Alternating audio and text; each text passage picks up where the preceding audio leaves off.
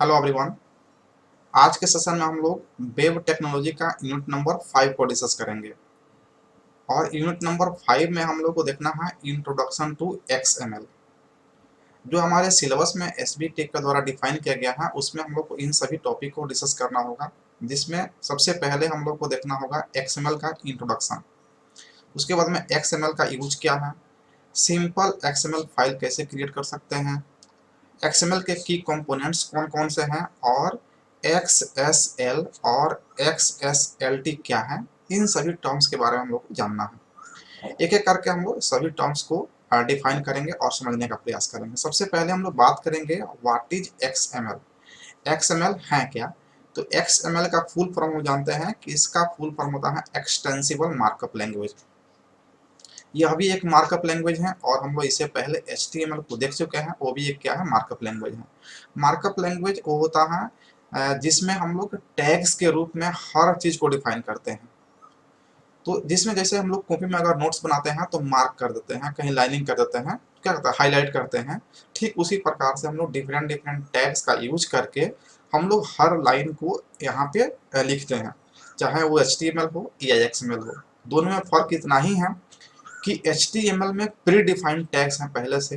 जो टैग है, अगर पैराग्राफ लिखना है तो P है, अंडरलाइन करना है तो U है, अगर बोल्ड करना है तो B है, तो उसमें प्री डिफाइंड टैग है, आप उसी को यूज कर सकते हैं। लेकिन XML में ऐसा नहीं है। XML में अनलिमिटेड टैग हैं।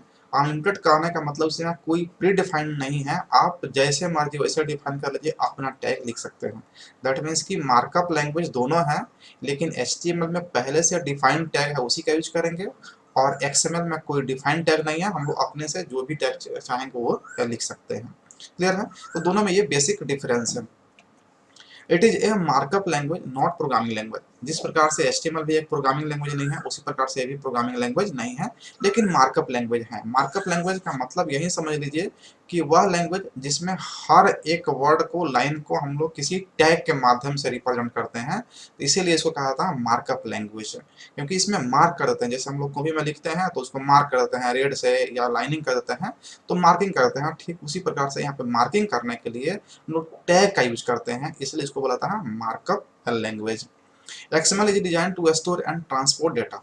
दोनों में काफी डिफरेंस है। अगर HTML की बात करें और XML की बात करें तो दोनों में बहुत डिफरेंस है। जो HTML का हम लोग यूज करते हैं, हम लोग वेब पेज को डिजाइन करते हैं और डिस्प्ले भी करते हैं। उसमें जो भी डाटा लिखते हैं उसको हम लोग को ब्राउजर पे दिखाना होता है, शो करता है, वो डिस्प्ले करता है डाटा को। लेकिन XML आपका डाटा को स्टोर करता है, या डिस्प्ले नहीं करता है। दैट मीन्स कि अगर आपको कुछ लिख करके रखना है डेटाबेस में तो उसको आप स्टोर कर सकते हैं, या फिर आपको किसी को शेयर करना है डाटा को, तो शेयर करने के लिए यानी कि डाटा को ट्रांसपोर्ट कर सकता है XML का जो एक्सटेंशन होता है, जिस प्रकार से HTML का .html होता है, ठीक उसी प्रकार से XML का जो है .xml होता है। इसको आगे हम लोग देखेंगे। It was created to provide an easy to use and store self describing data। यानी कि इसको क्रिएट क्यों किया गया है, तो इजी टू प्रोवाइड यूज, यानी कि यूज में बहुत ही आसान हो जाए। कौन सा डेटा? तो स्टोर करने के लिए सेल्फ डिस्क्राइबिंग डेटा। जैसे हम लोग अपना पर्सनल नोट्स बनाते हैं तो किसी भी तरीके से लिख देते हैं, लेकिन जब उसी को एग्जाम में लिखना होता है तो वहां पे किसी को शो करना होता है। तो ठीक उसी प्रकार से HTML क्या है, आपके डेटा को शो करता है। लेकिन XML क्या है, XML आपका नोट से समझिए कि जो आपके पास रहता है, तो आप अपने तरीके से उसको अपना टैग डिफाइन कर लेते हैं, जैसे मर्जी वैसे लिख लेते हैं। तो आप यहाँ पे दोनों में डिफरेंस से समझ सकते हैं कि XML जो है ना, आपका नोटबुक है, नोट कॉपी है, जो कॉपी में आप लिखते हैं। लेकिन HTML क्या है, जो आपका एग्जाम का कॉपी है, जो आपका टीचर उसको चेक करता है। तो ये दोनों में एक थोड़ा सा बेसिक डिफरेंस यहाँ से आप समझ सकते हैं। It is not use to display data. मतलब XML का यूज करके हम लोग डाटा को डिस्प्ले नहीं कर सकते हैं। तो किसका यूज करके डिस्प्ले कर सकते हैं, तो HTML का यूज करके डिस्प्ले कर सकते हैं। तो XML क्यों पढ़ते हैं, क्योंकि XML का यूज करके हम लोग डाटा को स्टोर कर सकते हैं और डाटा का शेयरिंग कर सकते हैं, ट्रांसपोर्ट कर सकते हैं एक ऑर्गेनाइजेशन से दूसरे ऑर्गेनाइजेशन में। तो डाटा को स्टोर करने के लिए XML और डिस्प्ले करने के लिए HTML। XML tags are not predefined. XML जो टैग है वो प्री डिफाइंड टैग को यूज नहीं करता है। HTML tag predefine use करता है, लेकिन XML नहीं। मतलब ये है कि that means you must define your own tags. मतलब कि आपको अपना टैग डिफाइन करना है और आप जैसे मर्जी वैसे डिफाइन कर सकते हैं। बस आपको ध्यान रखना है उसमें जो भी टैग आप क्रिएट करेंगे उसका क्लोजिंग टैग भी होगा, यानी कि ओपनिंग और क्लोजिंग टैग इसमें मस्ट है। XML इज प्लेटफॉर्म इंडिपेंडेंट, ये प्लेटफॉर्म इंडिपेंडेंट होता है, आप किसी भी सिस्टम पे इसको एक्सिक्यूट कर सकते हैं। और the extension name of XML file is .xml। तो हम समझते हैं कि अगर XML का डिफिनेशन आपसे पूछा जाए तो आप बहुत ही इजी वे में लिख पाएंगे कि इसका फुल फॉर्म होता है extensible markup language, full form भी याद रखेंगे। ये कोई प्रोग्रामिंग लैंग्वेज नहीं है, क्या है तो मार्कअप लैंग्वेज है। इसका यूज कहाँ पे करते हैं तो डाटा को स्टोर करने में और ट्रांसपोर्ट करने में। इसका इजी यूज के लिए इसको डिजाइन किया गया है और सेल्फ डिस्क्राइबिंग डेटा को स्टोर करता है या डिस्प्ले नहीं करता है डेटा को। और ये प्री डिफाइंड टैग को यूज नहीं करता है, मतलब किस तरह के टैग को यूज करता है तो ये यूजर डिफाइंड टैग को यूज करता है, यानी कि जो यूज कर रहा है वो अपने तरीके से टैग को डिफाइन कर सकता है। ये किसी भी सिस्टम पे रन कर जाता है और इसका जो एक्सटेंशन नेम होता है .xml इसका एक्सटेंशन नेम होता है। इसमें से कुछ पॉइंट्स को आप ध्यान में रखेंगे तो आप इसका इजिली डिफिनेशन जो है ना कर पाएंगे। अब बात करते हैं इसका यूज कहाँ पे करते हैं, यूज ऑफ XML कहाँ पे यूज करते हैं। तो it can be use to exchange the data between organization, दो ऑर्गेनाइजेशन के बीच में अगर कोई डेटा को एक्सचेंज करना है तो आप इसके थ्रू XML के थ्रू एक्सचेंज कर सकते हैं। नेक्स्ट है XML can be use for offloading and reloading of database. Database में हम लोग डेटा को ऑफलोडिंग यानी कि पहले से लिख कर हम लोग स्टोर करके रख सकते हैं या फिर रीलोड भी कर सकते हैं। XML can be use to store and arrange data as their needs, अपने रिक्वायरमेंट के अनुसार, अपने जरूरत के अनुसार आप अपने इसमें डाटा को स्टोर कर सकते हैं और उसको रीअरेंज भी कर सकते हैं। Any type of data can be expressed and XML, XML में किसी भी प्रकार के डाटा को आप रिप्रेजेंट कर सकते हैं, एक्सप्रेस कर सकते हैं। कारण यह है कि इसमें भी जो है ना आपका जो टैग्स होता है वो आपके द्वारा टैग को डिफाइन किया था। आगे हम लोग देखेंगे इसके सिंटेक्स में टैग हम लोग कैसे अपने तरीके से डिफाइन कर सकते हैं। सिंटेक्स की बात करेंगे तो सिंटेक्स में इसमें देखिए सबसे पहले आपका रूट टैग आएगा और यहाँ पे रूट का क्लोजिंग हो जाएगा।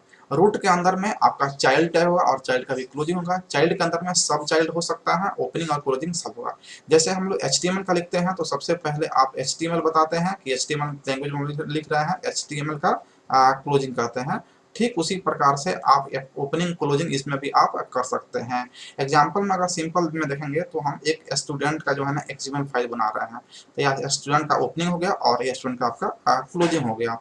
इसमें आप ब्रांच हम डिफाइन कर दिए अपने तरीके से और यहाँ पे क्लोजिंग कर दिए, रोल नंबर यहाँ पे क्लोजिंग कर दिए, यहाँ पे मार्क्स यहाँ पे क्लोजिंग कर दिए।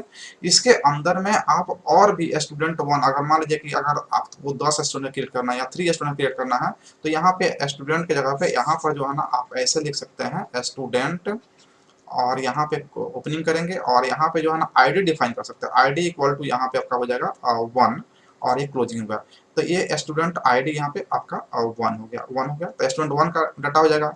ठीक उसी प्रकार के नीचे में स्टूडेंट 2 का डाटा कर सकते हैं। तो यहाँ पे आईडी को भी हम लोग डिफाइन कर सकते। सिंपल में हम लोग को डाटा को स्टोर करना है तो हम लोग अपने तरीके से यहाँ पे टैग को रिप्रेजेंट कर सकते हैं। इसमें क्या है कि आपका जो HTML में है इसमें सिंटेक्स जो है ना ओपन अगर रह भी जाता है तो एरर नहीं आता है, उसके जो है ना स्टाइल कुछ चेंज होता है HTML में, लेकिन XML में ऐसा नहीं है। XML में मस्ट है जो आप ओपनिंग करेंगे टैग्स का उसका क्लोजिंग भी आपको करना होगा, ये मस्ट है। इसमें एम्प्टी टैग हो सकता है लेकिन यहाँ पे ओपन करेंगे तो वो क्लोज करना ही पड़ेगा, अदरवाइज एरर बताएगा। ठीक है, तो ये आपका जो है ना इसका सिंपल XML फाइल का एग्जांपल हो गया। आगे हम देखते हैं XML की कंपोनेंट्स के बारे में। तो XML का जो की कंपोनेंट्स है उसमें आपका मस्त रूप से 3 कंपोनेंट जो है ना बहुत ही इंपॉर्टेंट है और इन्हीं तीनों को लेकर के हम लोग जो है ना डिफाइन करते हैं पूरे XML फाइल को। और ये 3 कौन है तो एलिमेंट्स हैं, एट्रीब्यूट्स हैं और कमेंट्स हैं। कमेंट्स को हम लोग सी लैंग्वेज में भी पढ़े हैं और HTML में भी पढ़े हैं। कमेंट्स वो होता है जिसको प्रोसेसर के द्वारा रीड नहीं किया जाता है, इसको इग्नोर कर दिया जाता है। एट्रीब्यूट में हम लोग वैल्यू जैसे कि किसी फॉन्ट का साइज हमको 20 px रखना है तो उसको डबल कोष्ठ में ऐसे जो है ना लिख देते हैं, या बॉर्डर या कलर को जो है हम लोग रेड बनाना है तो उसको डबल कोष्ठ में। तो एट्रीब्यूट का वैल्यू होता है और एलिमेंट्स दैट मीन्स कि आपका कंटेंट्स जो ओपनिंग और क्लोजिंग के बीच में लिखते हैं कंटेंट्स वो हमारा कंप्लीट होता है एलिमेंट्स से। जैसे एलिमेंट्स अगर हम डिफाइन करेंगे तो कहेंगे elements are used to mark up the section of XML document, यानी कि XML के डॉक्यूमेंट के सेक्शन को अगर मार्क करना चाह रहे हैं तो आप जो है ना एलिमेंट से मार्क कर सकते हैं। कैसे कर सकते हैं तो एन XML एलिमेंट्स है द फ्लोइंग टर्म। कैसे करेंगे तो उसका जो फ्लोइंग टर्म है जैसे एलिमेंट का नेम होगा ओपनिंग में होगा और फिर क्लोजिंग में एलिमेंट्स का नेम होगा और इसमें आप कंटेंट्स को मार्क कर सकते हैं, सेक्शन को मार्क कर सकते हैं जो कंटेंट आप लिखेंगे। यानी कि यहाँ पे जो टैग हो रहा है कंप्लीट उसको क्या कहा जा रहा है, एलिमेंट्स कहा जा रहा है, और इसी रूप में आप पूरे XML डॉक्यूमेंट का सेक्शन कर पाएंगे। You can also have elements have no content. हो सकता है कि आप ऐसा एलिमेंट कोई क्रिएट करें जिसमें कोई कंटेंट ही नहीं हो, और जब कंटेंट अगर नहीं होगा तो क्या कहलाएगा, इम्प्टी एलिमेंट टैग कहलाएगा, यानी कि वो इम्प्टी एलिमेंट हो जाएगा और आप उसको लिखेंगे इम्प्टी को। तो इस प्रकार से आप देख सकते हैं, यहाँ पे देख पा रहे हैं एलिमेंट नेम है और यहाँ पे फॉरवर्ड स्लैश लास्ट में लगा दिए, तो इसको हम लोग बोलेंगे इम्प्टी एलिमेंट या इम्प्टी टैग, इम्प्टी एलिमेंट या इम्प्टी टैग आप इसको कह सकते हैं। तो इसमें पहला हमारा हो गया एलिमेंट्स। एलिमेंट्स क्या होता है, हमारे एक्सएमएल डॉक्यूमेंट्स के सेक्शन बनाने में काम आता है। जो भी हम लोग कंटेंट्स लिखते हैं एलिमेंट्स के अंदर लिखते हैं। एलिमेंट्स बिना कंटेंट के भी हो सकता है और बिना कंटेंट वाले एलिमेंट को इम्प्टी एलिमेंट के नाम से जानते हैं, और इम्प्टी एलिमेंट का रिप्रेजेंटेशन इस प्रकार से आप कर सकते हैं। नेक्स्ट हमारा है एट्रीब्यूट। एट्रीब्यूट में हम लोग वैल्यू को डिस्क्राइब करते हैं। N attribute is a mechanism for adding description information of an element, यानी कि हम लोग किसी भी एलिमेंट का इंफॉर्मेशन को डिस्क्रिप्टिव रूप में लिखते हैं तो एट्रीब्यूट, जैसे एट्रीब्यूट में हम यहाँ पे कर दिए कलर, तो कलर में आपका हो गया इक्वल टू में यहाँ पे हम कर दिए रेड, तो ये आपका एट्रीब्यूट हो गया। अगर हम यहाँ पे करते हैं साइज, तो साइज में क्या करते हैं, यहाँ पे मान लीजिए 20px कर दिए। तो इस तरह का जो है ना हम लोग जो साइज सब लिखते हैं यहाँ पे, तो ये जो हम यहाँ पे लिखे रेड, जो डबल कोस्ट में यहाँ पे लिखे रेड, ये क्या हो गया आपका एट्रीब्यूट, ये क्या हो गया आपका एट्रीब्यूट हो गया। तो एट्रीब्यूट के सॉरी ये हो गया आपका कलर हो गया एट्रीब्यूट, साइज हो गया एट्रीब्यूट, और 20px का हो गया एट्रीब्यूट वैल्यू हो गया, रेड क्या हो गया एट्रीब्यूट का वैल्यू हो गया। तो यहाँ पे कलर और साइज क्या हो गया आपका एट्रीब्यूट हो गया। Attribute can be included only in the beginning tag. Attribute जब भी हम लोग लिखते हैं तो बिगिनिंग टैग के अंदर में लिखते हैं, मतलब ये है कि अगर ये ओपनिंग टैग है और ये आपका क्या है क्लोजिंग टैग है, तो आप जब भी आप एट्रीब्यूट लिखेंगे तो इसके अंदर में, यानी कि ओपनिंग टैग के अंदर में जिसको बोलते हैं बिगिनिंग टैग, तो इसके अंदर में लिखेंगे, कभी यहाँ पे कंटेंट में या इधर में आप नहीं लिखेंगे, हमेशा ओपनिंग टैग के अंदर में यानी कि बिगिनिंग टैग के अंदर में आप हमेशा जो है ना एट्रीब्यूट को लिखेंगे और एट्रीब्यूट के वैल्यू को आप डिफाइन करेंगे। Attribute value must be enclose in double quotation mark, यानी कि हमेशा इसके वैल्यू को जो है ना डबल कोटेशन मार्क से यहाँ पे जो है ना आप वैल्यू से लिखेंगे, इस तरह से एट्रीब्यूट के वैल्यू को आप लिखेंगे। अगर सिंटेक्स की बात करें तो किसी स्टूडेंट का अगर वेट का हमको डिफाइन करना है तो उसके वेट को देखिए यहाँ पे स्टूडेंट वेट, और इसका यूनिट क्या लिए हम ओपनिंग में यहाँ पे केजी, और यहाँ पे कंटेंट कितना हो गया 55, तो कंटेंट यहाँ पे हो गया 55, और हमारा यहाँ पे एट्रीब्यूट क्या हो गया यूनिट, एट्रीब्यूट क्या है यूनिट, उसका यूनिट क्या है तो केजी। तो ये जो है ना इसका वैल्यू हो गया, यानी कि यहाँ पे यूनिट हो गया एट्रीब्यूट, यूनिट हो गया आपका एट्रीब्यूट, और यहाँ पे केजी क्या हो गया एट्रीब्यूट का वैल्यू, वैल्यू ऑफ एट्रीब्यूट हो गया केजी, कंटेंट क्या हो गया आपका 55। तो इस तरह से आप एट्रीब्यूट को डिफाइन कर सकते हैं। आगे हम लोग बात करते हैं कमेंट्स का। तो कमेंट्स जो है ना प्रोसेसर के द्वारा इग्नोर कर दिया जाता है, और हम लोग अपने समझने के लिए उसमें कुछ लाइन जोड़ देते हैं, जिससे कि बाद में हम लोग जब भी प्रोग्राम को ओपन करें तो हम लोग को आसानी समझ में कि हम क्या किए हैं प्रीवियस क्लास में। तो comments are description of an XML documents. XML document का डिस्क्रिप्शन होता है जो यूजर अपने लिए लिखता है, अपने समझने के लिए, उसको प्रोसेसर रीड नहीं करता है, to provide additional information about the document, यानी डॉक्यूमेंट के रिगार्डिंग एडिशनल इन्फॉर्मेशन हमें ऐड करना है तो कमेंट्स के रूप में ऐड करते हैं, क्योंकि कमेंट्स का कोई मतलब नहीं होता है।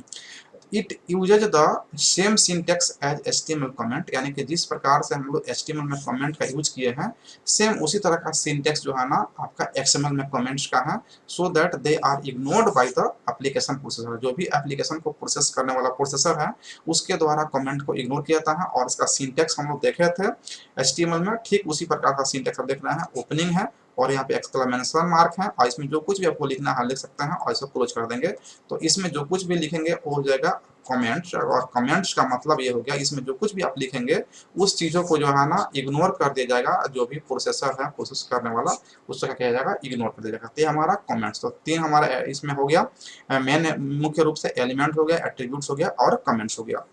आगे हम लोग बात करते हैं XLS। XSL क्या है, तो XSL जैसे कि हम लोग यहाँ पे पढ़े थे CSS। CSS पढ़ा था किसमें, HTML में। और HTML को स्टाइल प्रोवाइड करने के लिए हम लोग किसका यूज करते हैं, कैस्केडिंग स्टाइल शीट का यूज करते हैं। ठीक उसी प्रकार से अगर XML में अगर आपको स्टाइल देना है तो हम लोग यूज करेंगे XSL का, और इसका फुल फॉर्म होता है एक्सटेंसिबल स्टाइल शीट लैंग्वेज। यहाँ पे कैस्केडिंग स्टाइल शीट लैंग्वेज था, यहाँ पे extensible style sheet language, just CSS के जैसा यहाँ पे XLS है। It is styling language for XML। XML के लिए क्या है, ये स्टाइलिंग लैंग्वेज है। जिस प्रकार से CSS है HTML के लिए, उस प्रकार से XLS है आपका XML के लिए। XSL describe how the XML elements should be displayed, यानी कि इसके डिस्प्ले करने का जो आपका जो किस तरह से आपका XML का डॉक्यूमेंट दिखाई देगा, उसको जो है ना स्टाइल देने का काम किसका है, XSL का। जस्ट आप ध्यान रखेंगे CSS HTML के लिए है और XSL जो है ना आपका XML के लिए है। इसके 3 कंपोनेंट्स हैं, दैट मींस कि 3 पार्ट्स कह सकते हैं। XSL ट्रांसफॉर्मेशन, जिसको हम लोग शॉर्ट में बोलते हैं XSLT, तो इसका फुल फॉर्म आप ध्यान में रखेंगे ऑब्जेक्टिव के लिए। XSLT दैट मींस कि extensible style sheet language transformation. Second component की बात करेंगे तो XML पाथ है, जिसको X पाथ के नाम से जानते हैं, और ये क्या करता है, तो expression language used by XSLT जो यूज करता है उसको एक्सेस करता है XML डॉक्यूमेंट के किसी भी पार्ट्स को। XSL जो है ना फॉर्मेटिंग ऑब्जेक्ट्स हैं, और इसका जो है ना यूज होता है ना vocabulary for specifying formatting semantics के लिए होता है। इसके 3 पार्ट्स हैं, जो तीनों मिल करके जो है ना एक XSL बनता है, स्टाइल शीट लैंग्वेज बनता है, और ये XML को स्टाइल देने का काम करता है। तो हम समझते हैं कि XSL आप आसानी से एग्जाम में डिस्क्राइब कर पाएंगे कि एक्सटेंसिबल स्टाइल शीट लैंग्वेज है। ये स्टाइल देने का काम करता है किसको, तो XML को। जिस प्रकार से CSS HTML को स्टाइल देता है, ठीक उसी प्रकार से XML को स्टाइल देने के लिए XSL एक स्टाइल शीट लैंग्वेज है। और ये जो है ना XML के डॉक्यूमेंट को कैसे डिस्प्ले करना है उसका ध्यान रखता है, कैसे स्टाइल प्रोवाइड करना है उसका ध्यान रखता है। इसमें जो है ना 3 पार्ट्स होता है XSL का, जिसको बोलता है XSL ट्रांसफॉर्मेशन। XML का जो है XSL जो है ना पाथ होता है, जिसको X पाथ कहते हैं, और XSL फॉर्मेटिंग ऑब्जेक्ट, जिसको XSL फॉर्मेटिंग ऑब्जेक्ट यहाँ पे लिखा जाता है। तो इसके 3 जो है ना पार्ट्स होते हैं, और ये स्टाइल शीट लैंग्वेज है XML के लिए। लास्ट टॉपिक हमारा XSLT। तो XSLT क्या है, इसको हम लोग देख लेते हैं। XSLT stands for XSL transformation. और अभी हम लोग देखें कि XSL यानी कि XSL का जो है ना ये क्या है, XSL क्या है, स्टाइल शीट लैंग्वेज है, एक्सटेंसिबल स्टाइल शीट लैंग्वेज है, और इसी का एक पार्ट कौन है, XSLT है, जिसके बारे में हम लोग को थोड़ा सा जानना है। तो ये क्या होता है, इसका फुल फॉर्म हो गया XSL transformation. XSLT is a language for transforming XML documents. T यहाँ पे क्या है, टी का मतलब क्या हो गया, ट्रांसफॉर्मिंग। तो XML को ट्रांसफॉर्मिंग करने के लिए XSLT हमारे पास एक स्टाइल शीट लैंग्वेज है। XSLT is most important part of XSL। XSL क्या है, स्टाइल शीट लैंग्वेज है, और इसका एक मोस्ट इंपोर्टेंट पार्ट कौन है, XSLT है। XSLT uses XPath to native in XML document. XML document को नेविगेट करने के लिए किसका यूज करता है, XPath का यूज करते हैं, जो XSL का एक कंपोनेंट है, पार्ट कर सकते हैं। और इसको भी W3C के द्वारा रिकमेंडेशन दिया गया है, यानी कि आप कह सकते हैं XML जो है ना ये रिकमेंडेड लैंग्वेज है W3C को। और W3C के बारे में आते हैं वर्ल्ड वाइड वेब कंजोर्टिम है। W3 का मतलब कि WWW यानी कि वर्ल्ड वाइड वेब, और सी का मतलब गया कंजोर्टिव, इसलिए इसको लिखा जाता है W3C शॉर्ट में लिखा है। और ये एक संस्था है जो वैलिडेशन प्रोवाइड करता है, और ये रिकमेंडेड लैंग्वेज है। XML किसके द्वारा रिकमेंडेड है, आपके W3C के द्वारा, और XSLT भी रिकमेंडेड है W3C के द्वारा। लास्ट नंबर का टॉपिक इसमें बचता है कि थोड़ा सा डिफरेंस देख लें कि HTML और XML में बेसिक डिफरेंस क्या है। तो हम जानते हैं HTML का फुल फॉर्म होता है हाइपर टेक्स्ट मार्कअप लैंग्वेज, और XML का फुल फॉर्म होता है एक्सटेंसिबल मार्कअप लैंग्वेज। HTML का यूज हम करते हैं डाटा को डिस्प्ले करने के लिए, और जबकि XML का हम लोग यूज करते हैं डाटा को स्टोर करने के लिए। HTML स्टैटिक है और XML डायनेमिक है। प्री डिफाइंड टैग्स है किसमें, HTML में, जबकि प्री डिफाइंड टैग नहीं है किसमें, XML में। इसमें क्या है, यूजर डिफाइंड टैग है, अपने द्वारा हम लोग डिफाइन कर सकते हैं। लिमिटेड नंबर ऑफ टैग्स किसमें है, HTML में, क्योंकि उसमें पहले से दिया गया है। और हम लोग जब खुद से क्रिएट करना तो जो मर्जी वो क्रिएट कर सकते हैं, तो इसमें अनलिमिटेड नंबर ऑफ टैग हो गया XML में। और इसमें जो है ना आप अनक्लोज भी रखते हैं तो ये काम कर जाता है, आपका सिंटेक्स थोड़ा सा बदल जाता है लेकिन काम करता है HTML में, वो एरर नहीं बताता है। लेकिन इसमें मस्ट बी क्लोज, अदरवाइज इसमें एरर आएगा। और स्ट्रिक्ट लैंग्वेज कौन है, नॉट स्ट्रिक्ट है, यानी HTML बहुत स्ट्रिक्ट लैंग्वेज नहीं है, जबकि XML क्या है, आपका स्ट्रिक्ट लैंग्वेज है। तो हम समझते हैं कि XML का जो इंट्रोडक्शन पार्ट था और XML में जो भी आपका टॉपिक है, इसको आप अच्छे से समझ पाए हैं और इसका नोट्स देख करके आप इजीली जो है ना समझ करके एग्जाम में लिख पाएंगे।